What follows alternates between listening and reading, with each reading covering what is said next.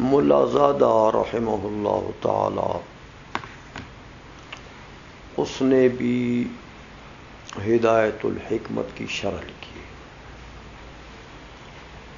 تو وہ جب اس مقام پر آئے تو انہوں نے فرمایا کہ یار یہ جو ماتن کا کلام ہے نا، ماتن میں جو دلیل دی ہے کہ ایک جسم کے لیے دو حیزین طبعیین نہیں ہو سکتے، اس پر جو دلیل دی ماتن نے،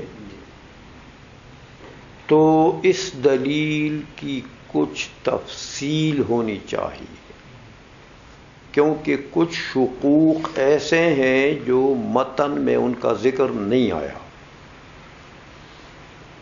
لہذا دلیل متن میں جو مذکور ہے یہ کامل نہیں ہے، لہذا اس کے جمیع شقوق کا ذکر کرنا چاہیے. سمجھا گئی ہے؟ تو انہوں نے اس طریقے سے ذکر کیا. تو حسین میبدی رحمۃ اللہ علیہ فرماتے ہیں کہ وقیل لشرح ھذا الکلام، یہ جو متن ہے ھذا الکلام، اس کلام متن کے لیے کی شرح کرتے ہوئے بعض علماء نے یعنی ملا زادہ نے یوں کہا کہ لو وجدا لجسم حیضان طبعیان، دیکھو اب شقوق کو دیکھیں آپ، بالفرض اگر ایک جسم کے دو حیض طبعی ہوں تو فإما أن يحصل فيهما معا أو في أحدهما أو لا يحصل في شيء منهما. شقیں بنتی ہے تین، تو ماتن نے ذکر کی ہیں دو، تو ملا زادہ نے شقیں پوری ذکر کر دی کہ اگر دو حیضین طبعین ایک جسم کے لیے ہوں، سمجھ میں آ گئی ہے، تو یا تو بیک وقت دونوں میں وہ جسم حاصل ہوگا، موجود ہوگا بیک وقت، یا ایک میں حاصل ہوگا ایک میں حاصل نہیں ہوگا، یا دونوں میں حاصل نہیں ہوگا، کسی میں بھی حاصل نہیں ہوگا. یہ تین شقیں ہیں. سمجھ آ گئی ہے؟ کہتے ہیں میاں دیکھو والکل باطل، ہاں تمام تینوں کے تینوں شق باطل ہے. تو جب تینوں شق باطل ہو جائیں گے تو پتہ لگے گا کہ دو حیزین طبعین ایک جسم کے لیے نہیں ہو سکتے، کیونکہ ہوں تو پھر یہ شقیں تین بنیں گی، تو تینوں باطل ہیں. لازم تو باطل ہے تو فالملزوم ہو. اچھا، اب کہتے ہیں اما الاول فظاہر، یعنی ظاہر البطلان. پہلی شق کون سی تھی؟ دونوں میں حاصل ہو گئے. ہاں، تو کہتے ہیں یہ تو نہیں ہو سکتا، ممکن نہیں کہ جسم ایک ہو اور بیک وقت اس کے محل دو ہوں، یہ کیسے ہو سکتا ہے؟ یہ تو تکسر جزئی لازم آ جائے گا، تکسر جزئی لازم آ جائے گا، تو یہ لازم تو باطل ہے. لہذا اس لیے کہتے ہیں کہ پہلی شق اما الاول فظاہر، باقی دوسری شق کا بطلان ماتن نے ذکر کر دیا. یاد ہے کہ ایک میں حاصل ہو تو وہ دوسرے کا طالب ہے کہ نہیں ہے؟ اگر دوسرے کا طالب ہے تو پتہ لگا یہ والا جس میں حاصل ہے یہ حیض طبی نہیں ہے، اور دوسرے کا طالب نہیں ہے تو پتہ لگا وہ حیض طبی نہیں ہے. یہ دوسری شق یہ تھی نا کہ ایک میں حاصل ہو، تو اس کا بطلان تو ماتن نے ذکر کر دیا ہے. اس لیے کہتے وہ مسانی فلما ذکرہ المصنف. دوسری شق باطل ہے کہ اس کے بطلان کو تو مصنف نے متن میں ذکر کر دیا ہے، اس کی وجہ تو وہی ہے. وَأَمَّا الثَّالِث کہ کسی میں بھی حاصل نہ ہو. تیسری شق یہ ہے نا کہ دو حیزین طبعیین ہو اور وہ کسی میں بھی حاصل نہ ہو. تو کہتے ہیں میاں اب اس شق میں کئی احتمالات ہیں. اس شق میں جب میاں دو حیزین ہیں اور وہ کسی میں بھی حاصل نہیں ہے تو اب اس کی صورتیں ہو سکتی ہیں تین. سمجھائیے، یا تو دونوں میں سے کسی میں حاصل نہیں ہے اس لیے کہ وہ جسم ان حیزین کے سمت میں ہی نہیں ہے. وہ جسم ایسی جگہ واقع ہے کہ ان حیزین کے طرف میں ہی نہیں ہے. کئی کھڈے میں پڑا ہوا ہے جسم، حیزین کھڈے کے باہر ہیں تو وہ اس کے سمت میں ہی نہیں ہے. ایک شق یہ بنتی ہے. سمجھ آئیے.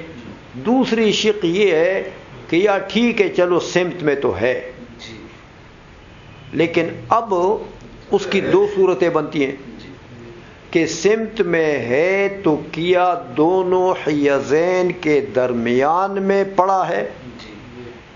ہاں، ایک حیز اس کے اس طرف ہے، دوسرا حیز اس طرف ہے، یہ بیچ میں ادھر ہے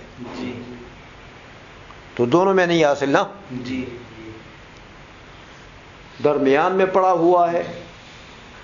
او یقع منہما فی جہۃ، یا یہ دونوں حیزین ادھر ہیں اور یہ ادھر پڑا ہوا ہے. سمت میں تو ہے لیکن یہ دونوں حیزین ادھر ہیں اور یہ ادھر پڑا ہوا ہے. یہ تین صورتیں بنتی ہیں اس تیسری شق میں. سمجھائیے. تو فرماتے ہیں کہ فعل الاولین، پہلی دو صورتیں کون سی تھی کہ سمت میں ہی نہیں ہے یا سمت میں ہے لیکن درمیان میں ہے. چونکہ دونوں کو جمع اس لیے کیا کہ دونوں کا استحالہ ایک ہے. سمت میں ہی نہیں ہے یا سمت میں تو ہے لیکن دونوں کے یہ شق بھی بات، یہ دونوں باطل ہیں، یہ دونوں صورتیں. اور وجہ یہ ہے کہ یہ تو پھر میاں جسم تو اپنے حیز طبعی کے طرف مائل ہوتا ہے نا. تو جب یہ جسم اس کے سمت حیزین کے سمت میں ہی نہیں ہے تو یہ طالب تو ہوگا اور یہ دونوں کے سمت میں نہیں ہے. ہاں، وہ ایک حیز ادھر ہے دوسرا ادھر ہے، یہ کھڈے میں پڑا ہوا ادھر تو یہ اس کا بھی طالب ہوگا تو اس کا بھی طالب ہوگا تو لازم آ جائے گا میلان الی جہتین مختلفتین کہ جسم مائل ہوگا ایک مشرق کی، تو یہ مشرق میں ہے اور یہ مغرب میں ہے. ہاں تو وہ کہے گا یا اللہ کدھر چلے جاؤں. ہاں ادھر بھی میلان کرے گا طبعی، کیونکہ طبعی وہ ہے حیز ہے تو اس کے طبع میں میلان ادھر بھی ہوگا تو ادھر بھی ہوگا. تو طبعی میلان لازم آ جائے گا الی جہتین مختلفتین، اور یہ لازم تو میاں ہو سکتا ہے ایسا. سمجھ آئیے. اور اگر یہ کہتے ہو کہ وہ درمیان میں ہے، سمت میں ہے لیکن ایک حیز ادھر ہے اور ایک حیز ادھر ہے اور یہ درمیان میں ہے، اب یہ پھر حیران ہوگا کہ یا اللہ ادھر چلا جاؤں اس حیز کی طرف، یہ بھی تو طبعی ہے، یا اس کی طرف، یہ بھی تو طبعی ہے. تو پھر میلان لازم آ جائے گا الی جہتین مختلفتین، جی تو یہ بھی باطل ہے، یہ دو صورتیں تو باطل ہے، باطل ہو گئی ہیں۔ اب تیسری صورت یہ ہے کہ سمت میں ہو اور دونوں سے ایک جہت میں ہو، جی درمیان میں بھی نہ ہو۔ جی اے میاں جسم ادھر ہے جی اور اس کا ایک حیز ادھر ہے دوسرا ادھر ہے، جی سمجھا گئی ہے؟ جی اچھا، اب سمت تو ایک ہی ہے، جی تو کہتے ہیں جب یہ چلے گا ادھر سے اور پہلے والا حیز طبی میں جب پہنچے گا جی تو اب شق ثانی جو ماتن نے ذکر کی ہے جی وہی بطلان کی وجہ ذکر کر لو۔ جب اس میں پہنچا تو دوسرے کا طالب ہے کہ نہیں ہے؟ اگر دوسرے کا طالب ہے تو پتہ لگا یہ حیز طبی نہیں ہے، جی اور دوسرے کا طالب نہیں ہے تو پتہ لگا وہ نہیں ہے،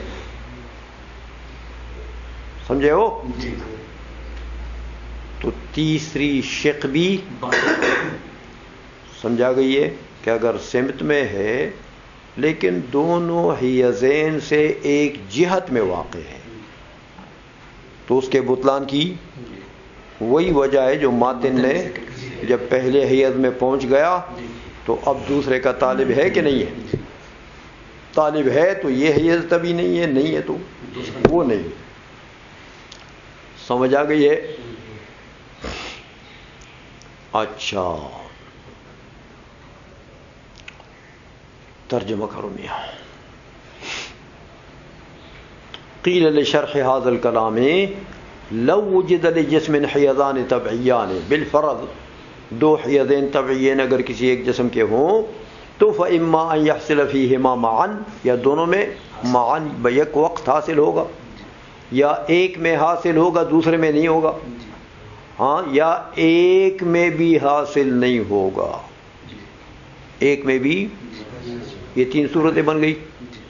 والکل باطل، تو تینوں کے تینوں باطل ہے، اما الاول فظاہر، پہلی شق کا بطلان تو، وہ اما الثانی فلما ذکرہ المصنف، دوسرے شق باطل ہے کہ وجہ بطلان مصنف نے، وہ اما الثالث فلأنه حینئذ، اب اس میں صورتیں بنتی ہیں تین کہ اس وقت اما اللہ یکون علی سمت الحیضین او یکون علیہ، یا تو حیضین کے سمت میں ہی نہیں ہے یا سمت میں تو ہے لیکن وہ حینئذ اما یتوسطہما، یا دونوں کے درمیان میں واقع ہوگا، او یقع منہما فی جہت، یا دونوں حیضین سے ایک طرف میں واقع ہوگا، دونوں حیضین ایک سائڈ میں ہیں، یہ ادھر ہے،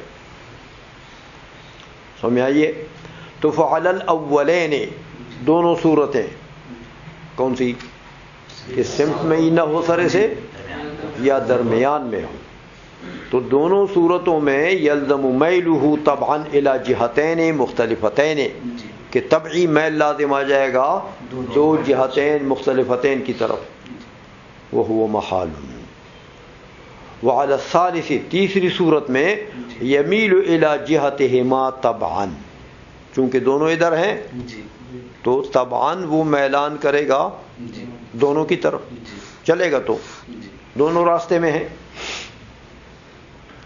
یمیل الی جہتہما طبعاً، فاذا وصل الی اقربہما، جو نزدیک تھا اس کو پہنچ گیا، تو جب اسے پہنچا تو عاد الی القسم الثانی، قسم ثانی کے طرف مسئلہ عود کر گیا جس کا بطلان ماتن نے ذکر کیا، سمجھائیے؟ کہ جب اقرب کو پہنچا تو دوسرے کا طالب ہے یا نہیں ہے؟ دوسرے کا طالب ہے تو یہ نہیں ہے حیض طبی، نہیں ہے تو سمجھائیے قسم ثانی۔ وقد تبین بطلانہ، سمجھا گئی ہے؟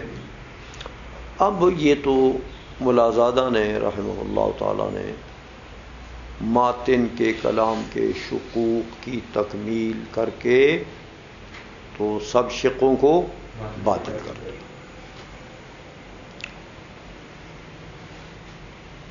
میبزی فرماتے ہیں کہ یار مصنف کے کلام کے اتمام کے لیے اس تطویل کی ضرورت نہیں ہے، سیدھی سی بات ہے یار، کہ دو حیزین طبعین نہیں ہو سکتے. سمجھا گئی ہے؟ عقلاً محال ہے کہ ایک جسم کے لیے دو حیزین طبعین ہوں. فَإِنَّ مُحَصَّلَهُ ماتن کے کلام کا محصل کیا ہے کہ أَنَّهُ لَوْ كَانَ لِجِسْمٍ وَاحِدٍ حِيَزَانِ طَبْعِيَّانِ لَأَمْكَنَ حُصُولُهُ فِي أَحَدِهِمَا. میاں سیدھی بات ہے کہ اگر دو حیزین طبعیین جسم کے لیے ہوں تو کم از کم ایک میں تو اس کا حصول ممکن ہوگا نا. تو ایک میں بھی نہیں ہو سکتا. ماتن نے باطل کر دیا کہ ایک میں بھی نہیں ہو سکتا. تو کلام تو تام ہو گیا. نہیں سمجھے ہو؟ وَالتَّالِي بَاطِلٌ إِذْ يَلْزَمُ عَلَى تَقْدِيرِ وُقُوعِهِ الْخُلْفُ کہ اگر ایک میں واقع ہو جائے تو پھر دوسرا نہیں ہے، خلف لازم آتا. فَقَذَا الْمُقَدَّمُ تالی باطل تو مقدم بھی.